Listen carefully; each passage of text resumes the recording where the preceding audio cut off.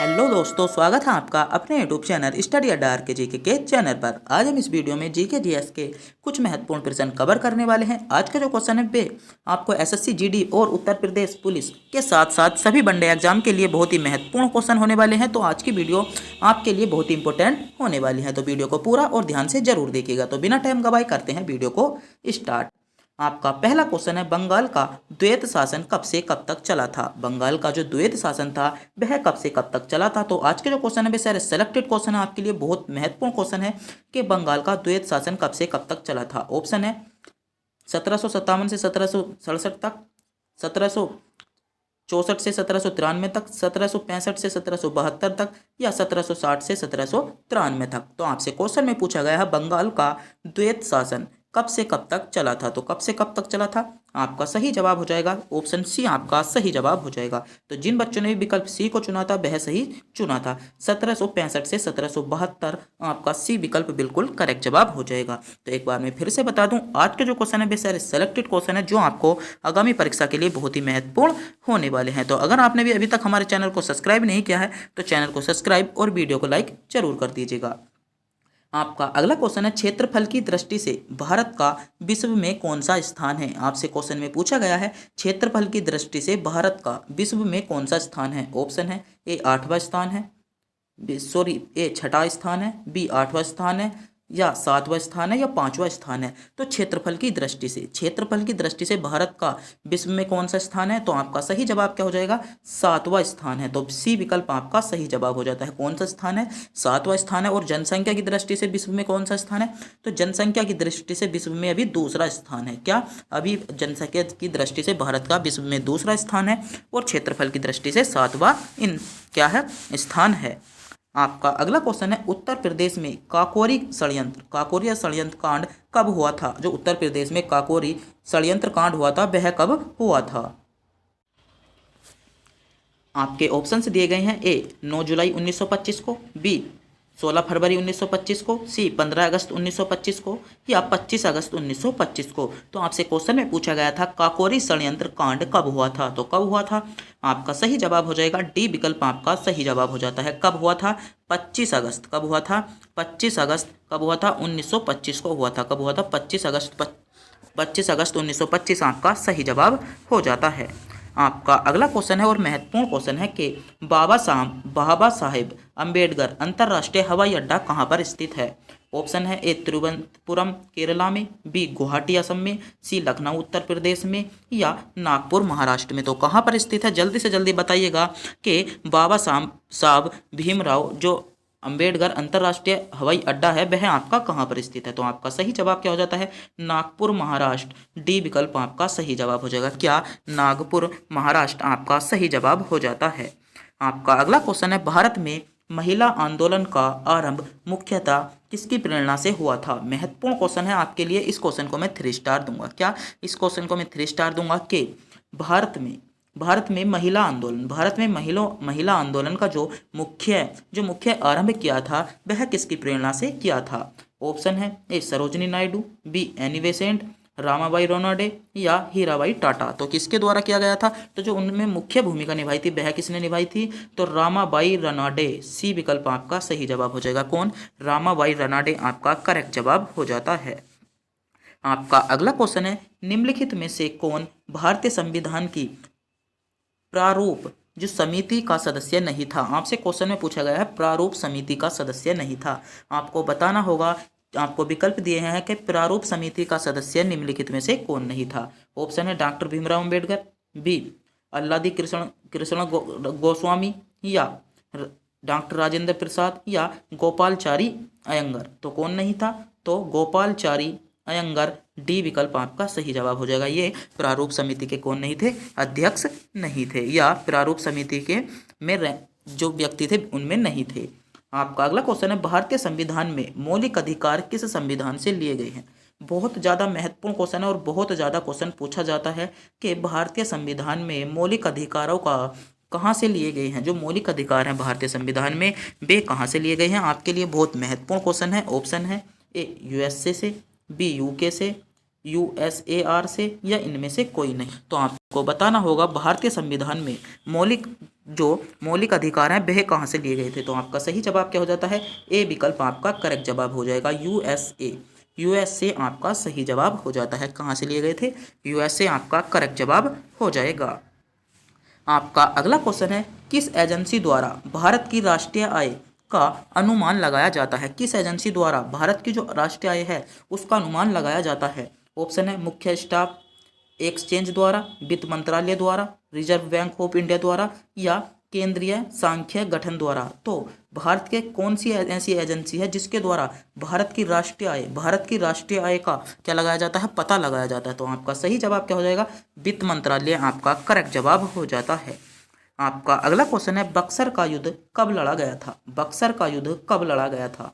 आपसे क्वेश्चन में पूछा गया है बक्सर का युद्ध कब लड़ा गया था? ऑप्शन है ए 22 अक्टूबर 1764 को, बी 24 अक्टूबर 1765 को, सी 28 अक्टूबर 1766 को या 30 अक्टूबर 1768 को। तो आपको बताना होगा बक्सर का युद्ध महत्वपूर्ण युद्ध है, बहुत ज़्यादा क्वेश्चन पूछा जाता है, तो इस क्वेश्चन को मैं भी 3 स्टार दूंगा। क्या कि बक्सर का युद्ध कब हुआ था? तो आपका सही जवाब क्या हो जाता है? बक्सर का युद्ध कब हुआ था? तो आपका करेक्ट जवाब क्या हो जाएगा? 22 अक्टूबर 1764 आपका करेक्ट जवाब हो जाएगा। बक्सर का युद्ध आपका 22 अक्टूबर 1764 को हुआ था, तो ए विकल्प आपका सही जवाब हो जाता है। आपका अगला क्वेश्चन है, बांदीपुर राष्ट्रीय उद्यान कहाँ पर स्थित है? ऑप्शन है ए उत्तर प्रदेश में, बी पश्चिम बंगाल में, सी असम में या कर्नाटक में। तो बांदीपुर राष्ट्रीय उद्यान कहाँ पर स्थित है? तो आपका सही जवाब क्या हो जाएगा? कहाँ पर स्थित है? कर्नाटक। डी विकल्प आपका सही जवाब हो जाता है। कहाँ पर स्थित है? कर्नाटक आपका बिल्कुल करेक्ट जवाब हो जाएगा। आपका अगला क्वेश्चन है, उत्तर प्रदेश में चोखड़ी स्तूप कहाँ पर स्थित है? महत्वपूर्ण क्वेश्चन है, ये उत्तर प्रदेश पुलिस के लिए आपके बहुत इंपॉर्टेंट क्वेश्चन होने वाला है। यह चोखड़ी स्तूप कहाँ पर स्थित है? ऑप्शन है ए इलाहाबाद में, बी गोरखपुर में, सी कौशाम्बी में या सारनाथ में। तो कहाँ पर स्थित है? जल्दी से जल्दी बताइएगा कि आपसे क्वेश्चन में पूछा गया है चोखड़ी स्तूप कहाँ पर स्थित है? तो कहाँ पर स्थित है? सारनाथ आपका सही जवाब हो जाएगा। क्या डी विकल्प आपका करेक्ट जवाब हो जाता है। सारनाथ आपका सही जवाब होगा। आपका अगला क्वेश्चन है, प्रथम स्वतंत्रता संग्राम कब हुआ? प्रथम स्वतंत्रता संग्राम कब हुआ? इस क्वेश्चन का जवाब आपको कमेंट बॉक्स में बताना होगा। अगर आप भी इस क्वेश्चन का जवाब जानते हैं तो कमेंट बॉक्स में बताना ना भूलें। यह क्वेश्चन हमने आपको टेस्ट के रूप में दिया है कि प्रथम स्वतंत्रता संग्राम कब हुआ था। ऑप्शन है 1877 में, बी 1757 में, सी 1885 में या 1857 में। प्रथम स्वतंत्रता संग्राम कब हुआ था? आपका सही जवाब क्या हो जाता है? जल्दी से जल्दी बताइएगा कब हुआ था। तो इस क्वेश्चन का जवाब आपको कमेंट बॉक्स में बताना होगा। आपका अगला क्वेश्चन है, विधानसभा को भंग करने का अधिकार किसे होता है? विधानसभा को भंग करने का अधिकार किसे होता है? ऑप्शन है ए राज्यपाल को, बी राष्ट्रपति को, सी मुख्यमंत्री को या किसी को भी नहीं। तो विधानसभा को भंग करने का जो अधिकार होता है वह किसको होता है? तो आपका सही जवाब हो जाता है राज्यपाल को। राज्यपाल को विधानसभा के वो भंग करने का अधिकार होता है। अगर किसी राज्य में विधानसभा जैसे दो राज्य होते हैं, 2 राज्यों का एक राष्ट्रपति होता है, राष्ट्रपति का नाम आ रहा है, 2 राज्य हैं आपके, इनका एक राज्यपाल है, तो वह उसकी जो विधानसभा को भंग करेगा वह कैसे करेगा? वह उसके जो आपकी विधानसभा है उसको भंग करने के लिए किससे परामर्श लेगा? उसे राष्ट्रपति से परामर्श लेना पड़ता है। जैसे उत्तर प्रदेश में विधानसभा है तो उत्तर प्रदेश की जो विधानसभा होती है उसको बिना राष्ट्रपति के परामर्श लिए ही राज्यपाल कौन कर सकता है? उसको भंग कर सकता है, राज्यपाल भंग कर सकता है। आपका अगला क्वेश्चन है, डेसिबेल शब्द किससे संबंधित है? ऑप्शन है वायु से, बी भूमि से, ध्वनि से या जल से। तो किससे संबंधित है? डेसिबेल महत्वपूर्ण शब्द है आपका। डेसिबेल शब्द किससे संबंधित है? तो किससे संबंधित है? ध्वनि आपका सही जवाब हो जाएगा। ध्वनि से डेसिबेल आपका शब्द संबंधित है। आपका अगला क्वेश्चन है, गुप्त काल में उत्तर प्रदेश में कौन से नगर व्यवसाय, शिक्षा और कला के प्रमुख केंद्र थे? आपसे क्वेश्चन में पूछा गया है गुप्त काल में उत्तर प्रदेश के कौन से व्यवसाय, शिक्षा और कला के लिए प्रसिद्ध केंद्र थे। महत्वपूर्ण क्वेश्चन आपके लिए, यूपी पुलिस के लिए, क्या यूपीपी के लिए बहुत इंपॉर्टेंट क्वेश्चन होने वाला है। इस क्वेश्चन को भी मैं 3 स्टार दूंगा। यह क्वेश्चन आपके लिए बहुत ही महत्वपूर्ण होने वाला है कि गुप्त काल में उत्तर प्रदेश के कौन से नगर में व्यवसाय शिक्षा के प्रमुख केंद्र थे। ऑप्शन है ए मथुरा, बी कौशाम्बी, प्रयाग या सभी। तो आपका सही जवाब क्या हो जाएगा? कौन से थे? तो ये सभी प्रमुख शिक्षा और कला के केंद्र थे। तो डी विकल्प आपका करेक्ट जवाब हो जाता है। क्या डी विकल्प आपका बिल्कुल करेक्ट जवाब हो जाएगा। आपका अगला क्वेश्चन है, किस सन में उत्तर प्रदेश का नाम संयुक्त प्रांत रखा गया। महत्वपूर्ण क्वेश्चन है यूपी पुलिस के लिए आपके, कि उत्तर प्रदेश का नाम संयुक्त प्रांत कब रखा गया। ऑप्शन है 1937 में, 1935 में, 1856 में या 1961 में। तो उत्तर प्रदेश का नाम संयुक्त प्रांत, उत्तर प्रदेश का नाम संयुक्त प्रांत कब रखा गया। तो कब रखा गया, 1937। जिन बच्चों ने भी विकल्प ए को चुना था वह सही चुना था। तो ए विकल्प चुनने वालों का जवाब बिल्कुल करेक्ट है, 1937 आपका सही जवाब हो जाता है। इस क्वेश्चन का जवाब भी आपको कमेंट बॉक्स में बताना होगा। आज की वीडियो में हमने टोटल 2 क्वेश्चन आपको टेस्ट के रूप में दिए हैं। आपका क्वेश्चन है, पहली बार परमाणु बेम लिखा गया, जो टाइपिंग में मिस्टेक हो गई थी, बम कहाँ पर फेंका गया था। ऑप्शन है नागासाकी पर, हांगकांग पर, टोक्यो पर या हिरोशिमा पर। तो इस क्वेश्चन का जवाब, और जो पीछे हमने क्वेश्चन पूछा है आपसे, फर्स्ट स्वतंत्रता संग्राम कब हुआ था। तो इन दोनों क्वेश्चनों का जवाब अगर आप भी जानते हैं तो कमेंट बॉक्स में बताना ना भूलें। आपका अगला क्वेश्चन है, अंग महाजनपद की राजधानी क्या थी। तो अगर आपने भी प्राचीन इतिहास को पढ़ा होगा तो आपको यहाँ पर अंग महाजनपद का जिक्र आया होगा। अगर आपने भी हिस्ट्री पढ़ रखी है प्राचीन, तो वहाँ पर आपको अंग महाजनपद का जिक्र मिला होगा। तो उसकी राजधानी क्या है। ऑप्शन है ए वैशाली, बी कौशाम्बी, श्रावस्ती या चंपा। तो क्या है राजधानी, जल्दी से जल्दी कमेंट बॉक्स में बताइएगा आपका उत्तर क्या है। जज कीजिएगा कि अंग महाजनपद की राजधानी, अंग महाजनपद की राजधानी को जज कीजिएगा। तो आपका सही जवाब क्या हो जाएगा, चंपा। जिन बच्चों ने डी विकल्प चुना है वह बिल्कुल सही चुना है। तो डी विकल्प चुनने वाले बच्चों का जवाब सही है।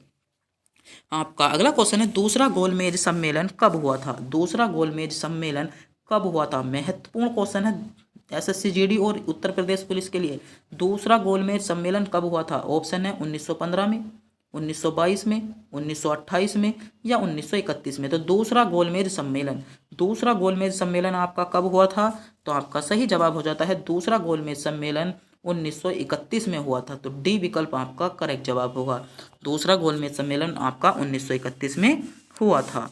आपका अगला क्वेश्चन है, मानस बाघ अभ्यारण्य। महत्वपूर्ण क्वेश्चन है, कहाँ पर स्थित है। स्टैटिक से क्वेश्चन पूछा गया है, मानस जो बाघ अभ्यारण्य है वह कहाँ पर स्थित है। ऑप्शन है राजस्थान में, आसाम में, मध्य प्रदेश में या उत्तर प्रदेश में। तो मानस बाघ अभ्यारण्य कहाँ पर स्थित है। तो असम। बी विकल्प आपका करेक्ट जवाब हो जाएगा। क्या, बी विकल्प आपका करेक्ट जवाब हो जाएगा। तो एक बार मैं फिर से बता दूं, अगर आपने भी अभी तक हमारे चैनल को सब्सक्राइब नहीं किया है तो चैनल को सब्सक्राइब जरूर कर दीजिएगा और वीडियो को भी लाइक जरूर कर दीजिएगा। आपका अगला क्वेश्चन है, केंद्रीय चमड़ा अनुसंधान केंद्र। महत्वपूर्ण है, केंद्रीय चमड़ा अनुसंधान केंद्र कहाँ पर स्थित है। ऑप्शन है वाराणसी में, चेन्नई में, हैदराबाद में, कानपुर में। तो केंद्रीय चमड़ा अनुसंधान केंद्र आपसे क्वेश्चन में पूछा गया है, केंद्रीय चमड़ा अनुसंधान केंद्र आपका कहाँ पर स्थित है। केंद्र अनुसंधान केंद्र आपका कहाँ पर स्थित है। तो चेन्नई। बी विकल्प जिन बच्चों ने भी चुना है वह सही चुना है। तो बी विकल्प आपका करेक्ट जवाब हो जाता है। केंद्रीय चमड़ा अनुसंधान आपका चेन्नई में स्थित है। आपका अगला क्वेश्चन है, विश्व की जनसंख्या का लगभग कितना भाग भारत में निवास करता है। आपसे क्वेश्चन में पूछा गया है कि विश्व की टोटल जो जनसंख्या है उसका लगभग कितना भाग भारत में निवेश करता है। ऑप्शन है 1/3, 1/4, 1/5 या 1/6।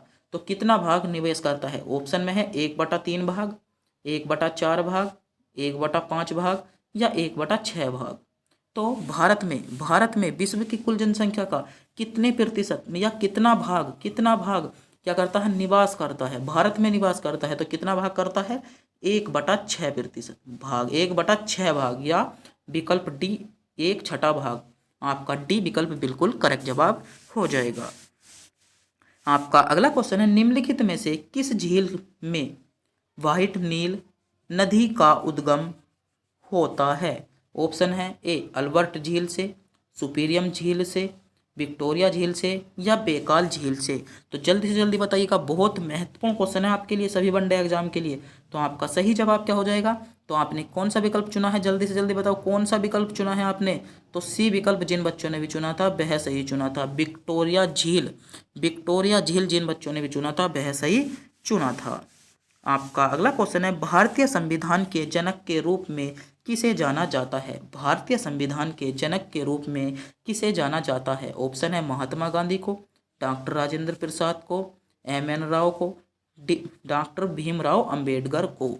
तो आपसे क्वेश्चन में पूछा गया है भारतीय संविधान के जनक, भारतीय संविधान के जनक के रूप में किसे जाना जाता है, तो किसको जाना जाता है, तो डी विकल्प जिन बच्चों ने भी चुना था सही चुना था, डॉक्टर BR अम्बेडकर। डी विकल्प आपका करेक्ट जवाब होगा।